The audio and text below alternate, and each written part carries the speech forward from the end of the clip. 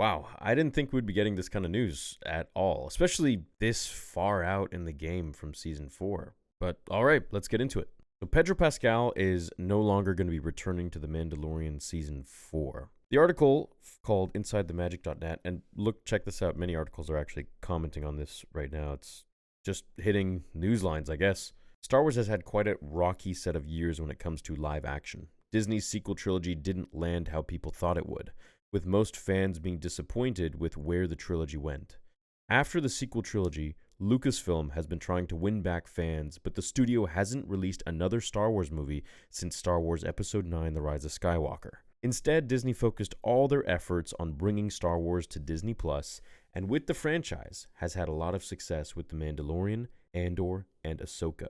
Fans are still unconvinced that Star Wars is in a better place. That's true. I don't really think Star Wars is in a better place. I think Tales of the Jedi and Ahsoka put things in the right direction, but even Ahsoka had a lot of flaws near the end, the last 2 episodes, that really left me kind of scratching my head.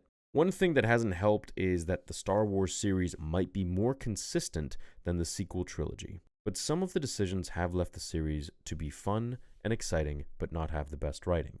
And that's true. It feels like everything was just kind of rushed out to basically have like one episode of TV spanning across a whole season. Literally, that's what it felt like. The Mandalorian Season 3 wasn't really the story that fans wanted to see after having Din Djarin take Grogu back in the Book of Boba Fett. A lot of the season felt like Disney wanted to tie a lot of the loose threads from the past several years and set the series onto a new course. Killing off Giancarlo Esposito's Moff Gideon so soon was a shock to some. But it seems that the villain was never meant to be the big bad for Lucasfilm's next major crossover. And to be honest, he should have been kind of just out of the game from season 2, the end of season 2 and onwards. I think bringing him back into season 3 with all those pointless clones and all of the just deviation that they had in season 3 was really not a good move, in my opinion. And it makes me question, why did they choose such a safe option to bring back this villain who really wasn't that big of a deal to begin with once he was bested by Din Djarin. While the finale was good, it also felt like Pascal's Din Djarin wasn't in the spotlight anymore when Katie Sackhoff's Bo-Katan Kryze again joined the ensemble cast. And they might have known that Pedro Pascal won't be in the suit anymore due to his perhaps obligations to other shows like The Last of Us Season 2 and Gladiator 2, but maybe that's why, they were setting up things to change.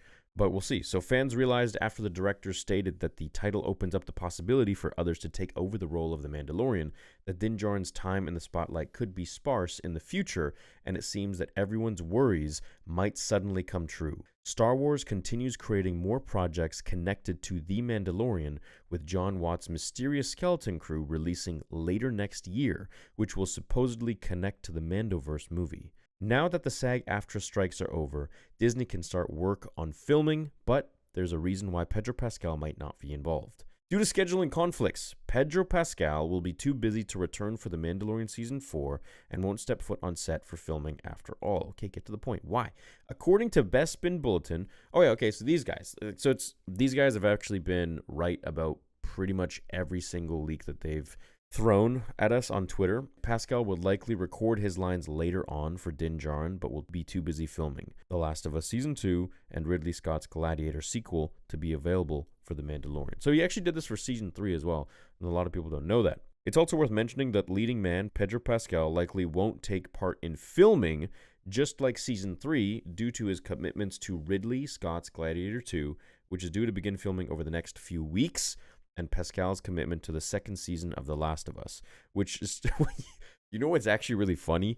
For all of you who have played The Last of Us 2 game, wow, I don't really think that he's going to be spending too much time at all filming that show. But, hey, they might do some major script changes, but we'll see what happens. Maybe they'll learn from their mistakes.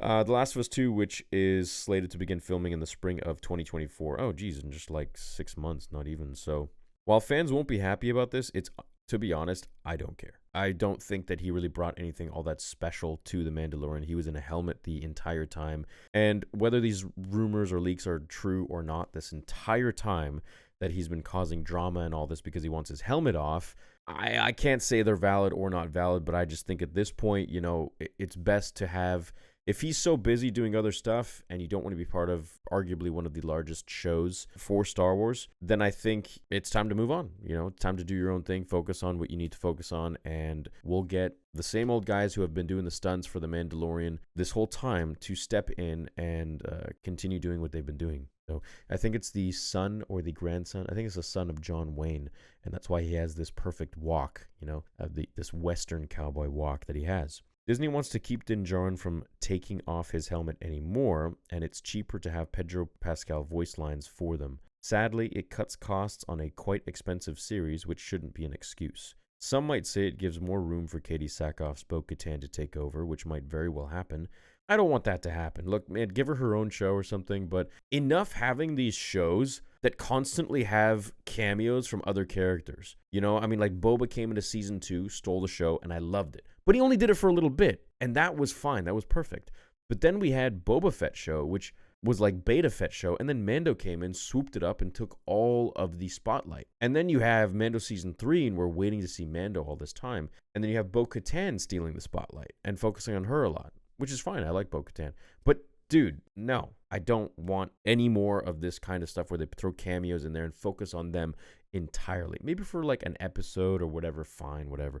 But it's just too much, dude. So enough of this, all right? So the fans do know it won't be the last time Pedro Pascal is on the screen as Din Djarin. Well, yeah, that's good. Maybe when he's done filming and, all the other stuff, he'll be back for the movie or whatever happens. Dave Filoni's Mandoverse movie is still in the works, and it's very clear that Din Djarin, Ahsoka Tano, and other characters from Disney Plus series will be joining the fight against Grand Admiral Thrawn after he returns to the galaxy, which he did. The Star Wars universe has been using bounty hunters such as Fennec Shand, Jedi, and New Republic pilots such as Carson Teva to set up this next adventure. The 4th season will likely tie into the events of Rosario Dawson's Ahsoka as the galaxy has to face the reformed Galactic Empire once again. Star Wars fans will be excited to see how Thrawn's story is handled. Still, it's hard to see how Din Djarin and his series will fit into the bigger story being told by Jon Favreau and Dave Filoni, even if Pedro Pascal won't join for every adventure in person. Yeah, the story of The Mandalorian isn't the story of Pedro Pascal. I'm just going to flat out say it. It's the story of The Mandalorian. So we don't care if it's his face that we see or not. The whole point is that he doesn't need to show his face. And I fully want to see more of The Mandalorian.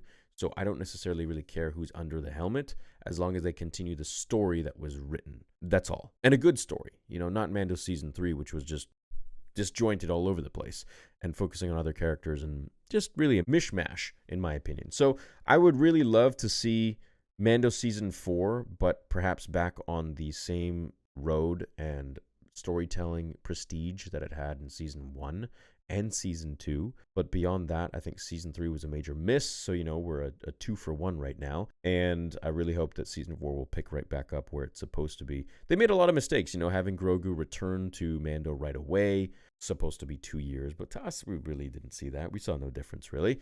And I think that they, really messed up with Season 3, but they can still make up for it, man. We're starting on a new slate. All the stuff is behind us. Moff Gideon's behind us. Let's start on a new adventure going forwards.